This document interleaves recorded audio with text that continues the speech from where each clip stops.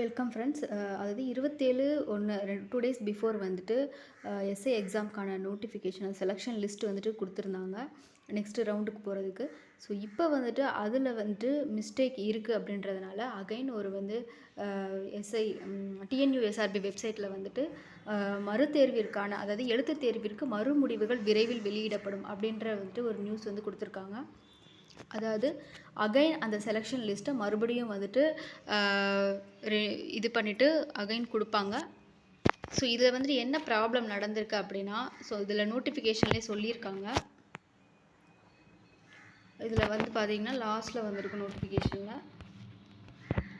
So 27/1/2026 அன்று வெளியிடப்பட்ட காவல் சார்பு ஆய்வாளர் 2025க்கான எழுத்துத் தேர்வு முடிவுகள் குறித்த தெளிவுரை. இந்த பிடிஎஃப்பை கிளிக் பண்ணிங்க அப்படின்னா உங்களுக்கு என்ன எதனால் வந்துட்டு அந்த இது வந்திருக்குன்னு சொல்லிட்டு சொல்லியிருப்பாங்க.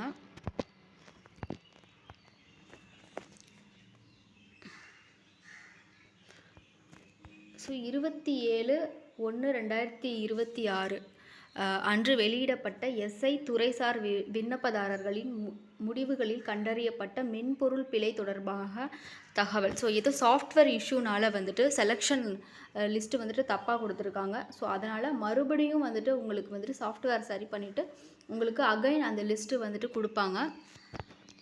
ஸோ இதிலேயே வந்துட்டு மென்ஷன் பண்ணியிருக்காங்க. அகைன் வந்துட்டு ரிட்டன் எக்ஸாமில் 1:5 என்ற ரேஷியோவில் வந்துட்டு முடிவுகள் வந்துட்டு மறுபடியும் வெளியிடப்படும் அப்படின்னு வந்துட்டு சொல்லியிருக்காங்க. ஸோ இந்த நோட்டிஃபிகேஷன் நீங்கள் படிச்சிங்கனாலே தெரியும்.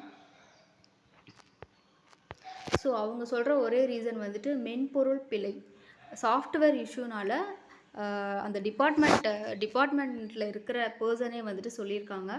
ஸோ விண்ணப்பதாரர்களின் முடிவுகளை துறைசார் விண்ணப்பதாரர்கள்னால் அந்த டிபார்ட்மெண்ட்டில் டிஎன்யூஎஸ்ஆர்பி டிபார்ட்மெண்ட்டில் இருக்கிற அதில் அப்ளிகேஷன் போட்டு அவங்களுக்கே வந்துட்டு ரிட்டன் எக்ஸாமில் ஏன் செலக்ட் ஆகலைன்ற கேள்வி வந்துருக்குது. ஸோ சம் எரர் நடந்திருக்கு உள்ள. ஸோ அதனால தான் வந்துட்டு அவங்க வந்துட்டு அகைன் வந்துட்டு ரிசல்ட்டை மறுபடியும் வெளியிடுறதா சொல்லியிருக்காங்க. ஸோ விரைவில் வெளியிடப்படும் அப்படின்றத வந்துட்டு முடிவுகளில் திருத்தம் மேற்கொள்ளப்பட வேண்டிய அவசியம் ஏற்பட்டுள்ளது. எனவே 1:5 விகித தேர்வு முடிவுகள் விரைவில் வெளியிடப்படும் அந்த நோட்டிஃபிகேஷன் கொடுத்துருக்காங்க. நீங்கள் போயிட்டு டிஎன்யூஎஸ்ஆர்பி வெப்சைட்டில் போயிட்டு செக் பண்ணிங்கன்னா உங்களுக்கே தெரியும். தேங்க்யூ.